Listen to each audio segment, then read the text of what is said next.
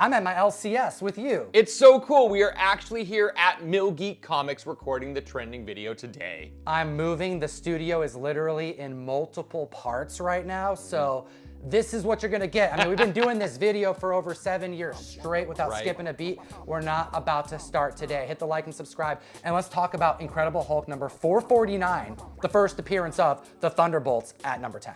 This book is selling for $50 average sales, and we saw a recent high sale of $300 for a 9.8. Is it the time to buy? I don't know. This book's been on Spec radar for years now, but with the impending Thunderbolts movie, a lot of people are deciding that it's the time to pick this up. It's an increase of copies sold of 121%. We are, as of the recording of this video, 6 days away from the debut of this movie, which was announced by Key Collector back in 2022.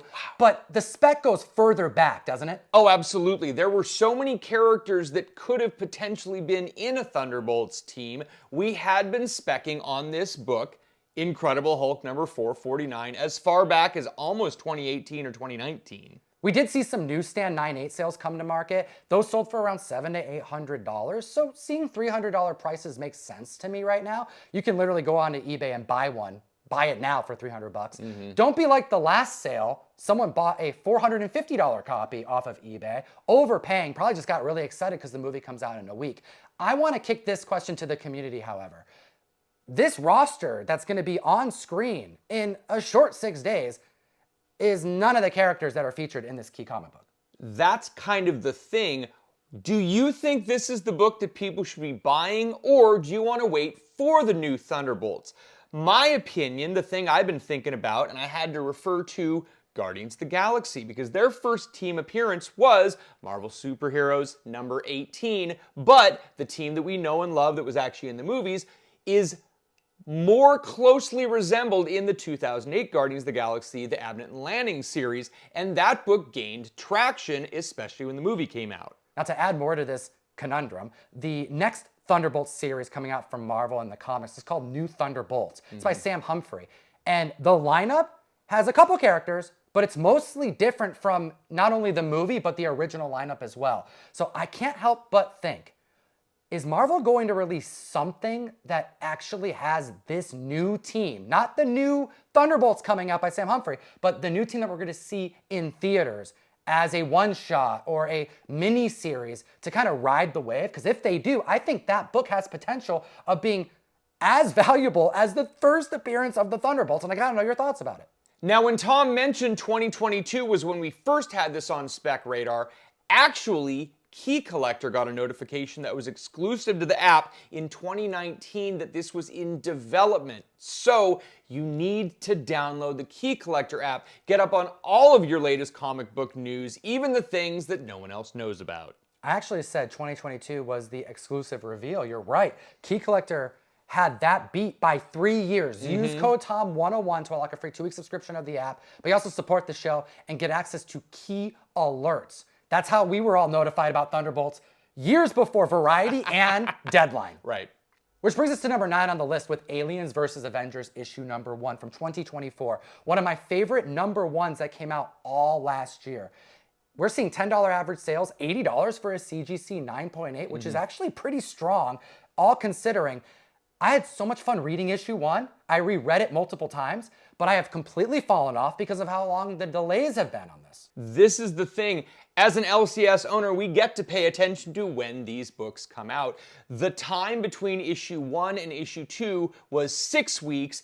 Issue 2 and issue 3 has been 2 months. And now, with issue 3 coming out a few weeks ago, we're not going to see another one until the middle of June, a full 4-month delay. The 1 in 100 Mark Brooks variant recently sold for $130, $160, which is not typical for most 1 in 100s. I mean, most of the time we're seeing a 20 to 50% decline on books like this that were printed to such mass. So that shows that there's a lot of people hungry to collect these issues, largely because of all the different stuff that's going on in Marvel Comics right now. They don't just got Godzilla, they got Predator that's gonna be going up against Spider-Man this very week. The Predator vs. Spider-Man came out this week, and that's causing a 162% increase in copies sold.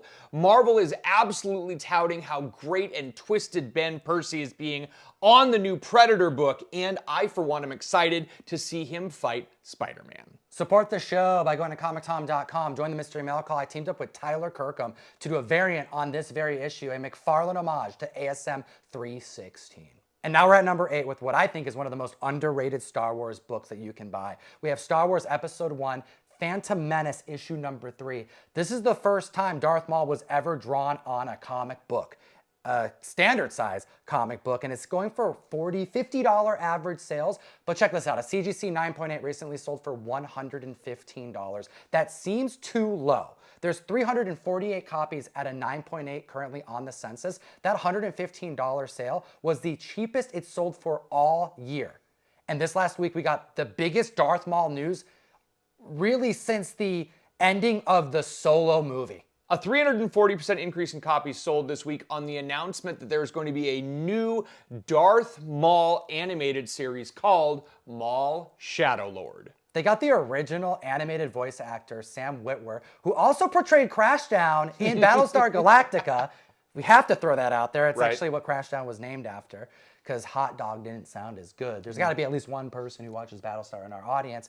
I digress, because this right here is something that I don't think any Star Wars fan was expecting. We're going to get an animated series on Disney+. That means this is all canon, and we're going to see Darth Maul in all of his glory with the person who really popularized him outside of the Episode 1 movie.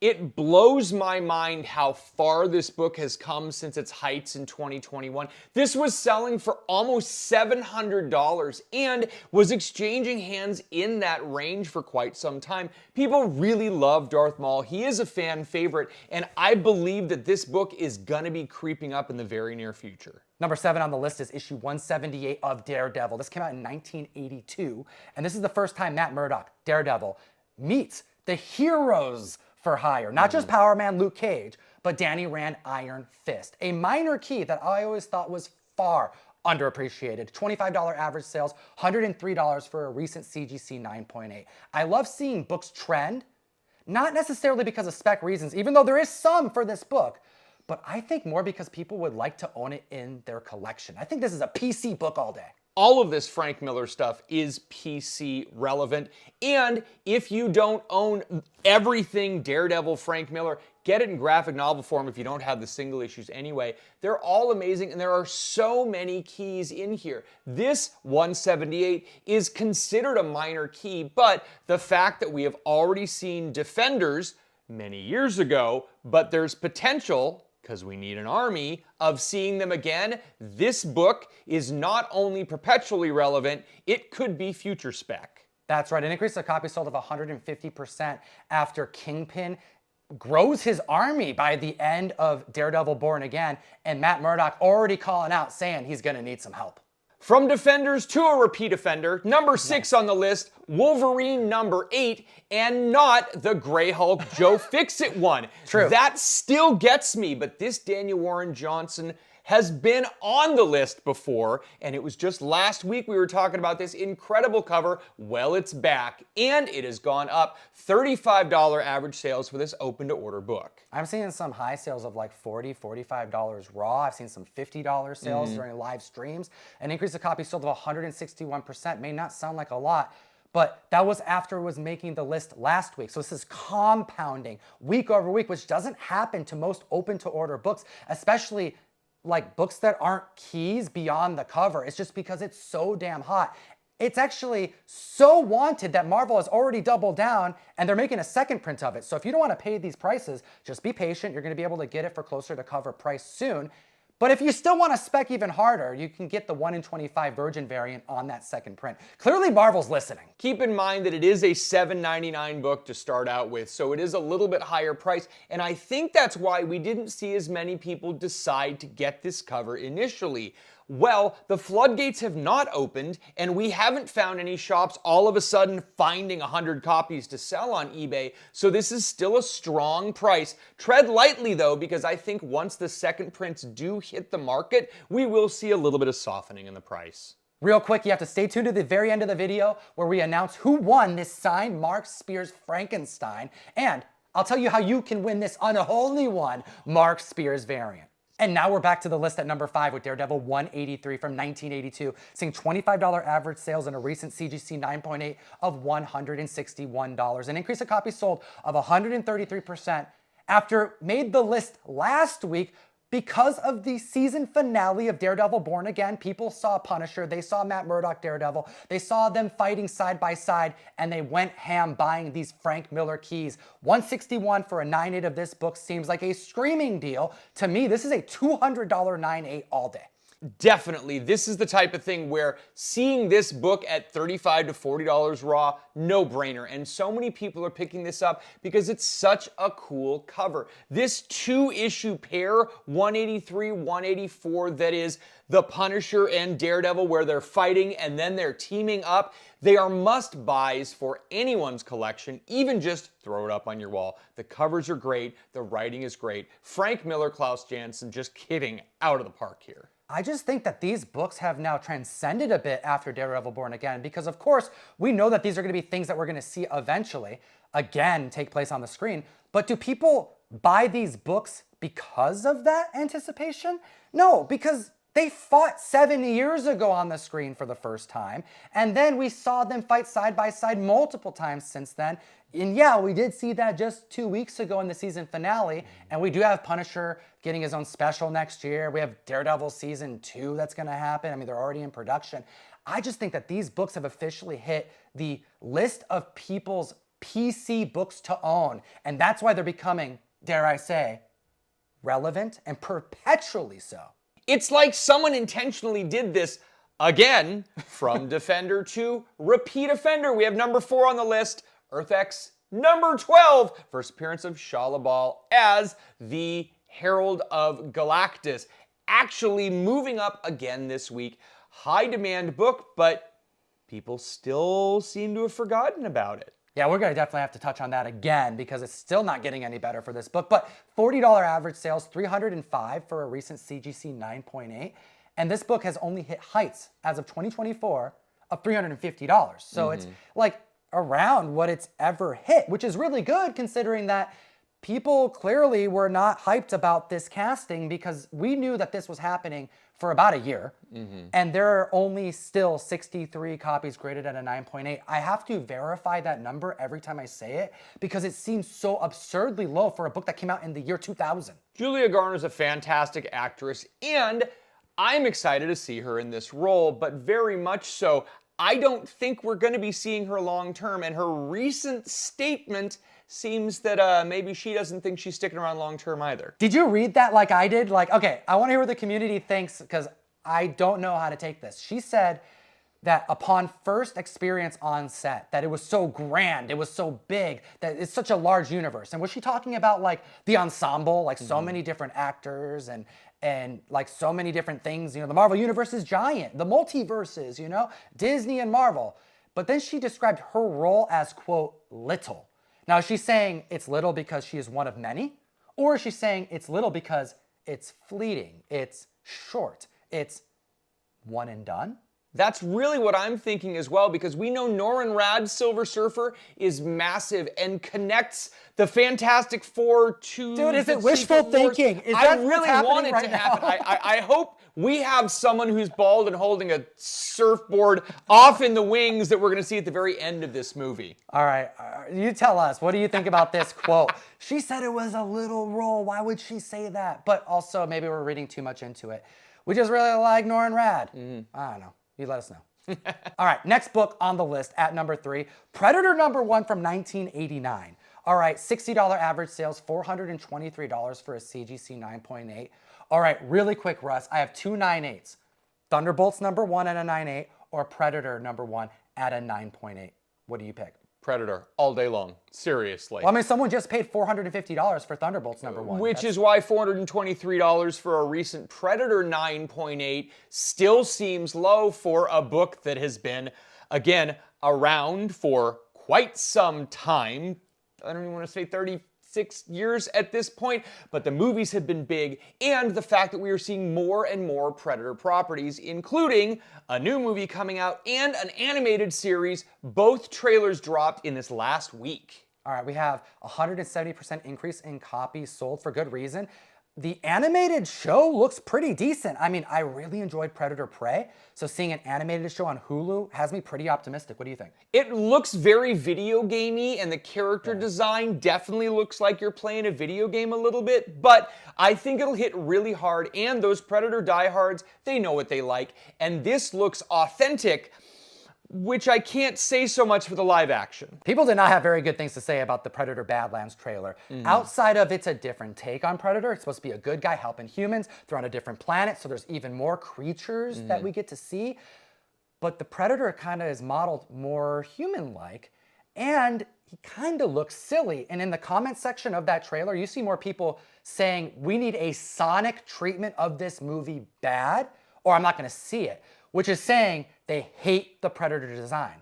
I don't know how I feel about it. This is something that if you look at ugly Sonic compared to the Sonic that ended up being in the movies, I understand completely and totally. Ugly Sonic was bad. I actually think this is more Uncanny Valley. It's too realistic, and I think if you look at it and go, this is realistic, but he still has Predator features, that's the thing that people don't like. So much Predator all over this list. Don't forget that Aliens is going to be getting a very similar treatment, not just in the comics like they have been over this last year, but over on streaming as well.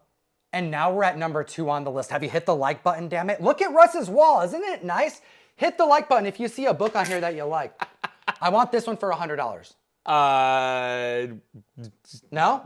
Probably not. Number 2 on the list, Sentry number 1. This is the last week of sales before the movie debuts.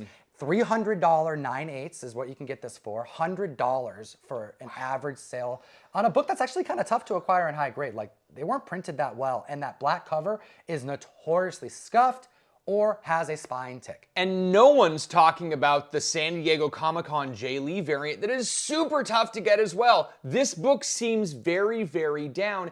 And while I think both Tom and I are very optimistic about the Thunderbolts movie, this character just isn't driving sales as much as a lot of other characters would be. We are seeing a 242% increase in copies sold this week, but the prices being as low as it has been is just still a little shocking to me. I think I know what happened. I think people anticipated Sentry to be a little role, as Julia Garner had said. Sure. Where he's so overpowered, and we have a whole team that has to go up against him, and let's be real. This is like Suicide Squad over at Marvel. And what happened to Starro, right? You have this giant kaiju thing that's going to take out the world, right, but they got to stop it by the end of the movie. I think people were hesitant to spec on Sentry, thinking that he's going to be one and done, until they saw the Avengers Doomsday teaser, which showcases a return of the actor who is going to portray Bob, the Sentry, which has shot this book up with some adrenaline. I think had that teaser not debuted,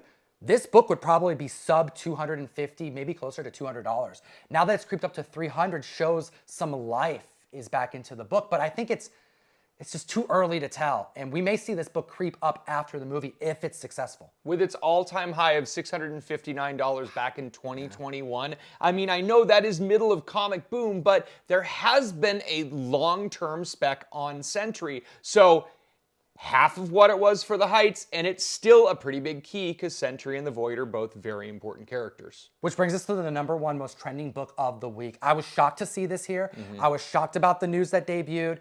I'm shocked about the leaks. We got to talk about leaks today. We really appreciate your support. We have a lot of things coming. Like, there's so much content that's about to be made. I'm closer to the warehouse. We're having a new studio built. Very exciting time. So subscribe to the channel. We've been doing this Hot 10, the Trending 10, and all these videos for over 7 years. Blah, blah, blah. Darth Talon is coming. Darth Talon, absolutely a fan favorite and a Sith Master favorite because she is atypical. She's not your usual apprentice, and that makes this very interesting. All right, we got to talk about the book. Number 1 on the list this week is Star Wars Legacy issue number 2. Now, this is a Dark Horse book, and I'm not a Star Wars fan. You guys know this, so like bear with me. You always flame me in the chat when I get Star Wars stuff wrong, but you guys should expect it by now. This is legend. Dark Horse acquired the rights from Marvel to release these books at some point. Everything that debuted in these comics are like, did it happen?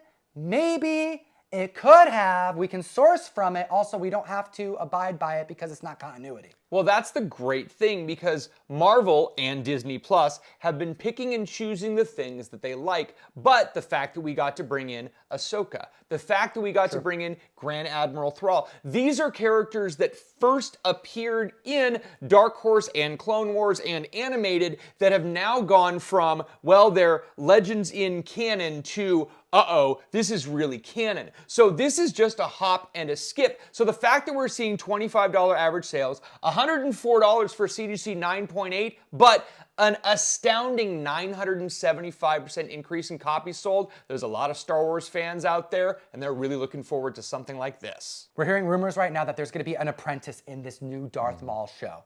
And it would make sense that they would bring this character in because it's a fan favorite, someone from the comics that people have been dying to see hit the screen, whether it be live action or animated, doesn't matter.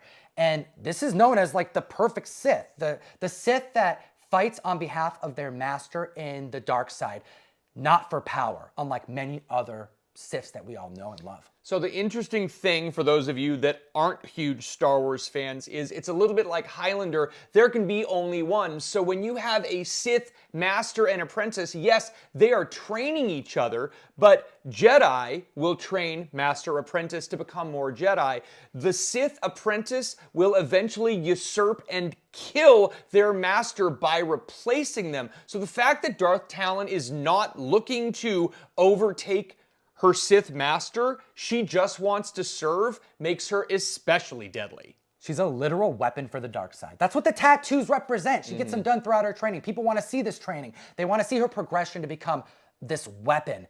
And we did see some leaks that almost make it certain that this is happening, but I don't trust any of them now. Not after Lobo, dude. No, not at all. The fact that everyone was talking about Lobo and it turned out to be CG, and you have something like Star Wars that is going to be either animated or really heavily CG. Worse than CG. It was Chat GPT. Ugh. Someone in their freaking room just were like Jason Momoa Lobo, and we were all fooled. So let's not show the leaks. Let's not buy this book because of leaks, but you're specking if you are. And what cool spec. It's affordable. We appreciate your time today, as always. Geek responsibly. Enough said. Thank you so much for watching the video. Thank you, Russ, for letting me use your shop to record it. Anytime. Troy Chavis. You won this, Mark Stein Frankenstein. Can I see some love in the chat for Troy Chavis? I had a ton of trouble saying your name on camera. And if you want to win this unholy one, comictom.com, join the text message group. That's how we contact you and pick you randomly every single week. You join once, you're in it henceforth. And of course, have a great week. All right, cool.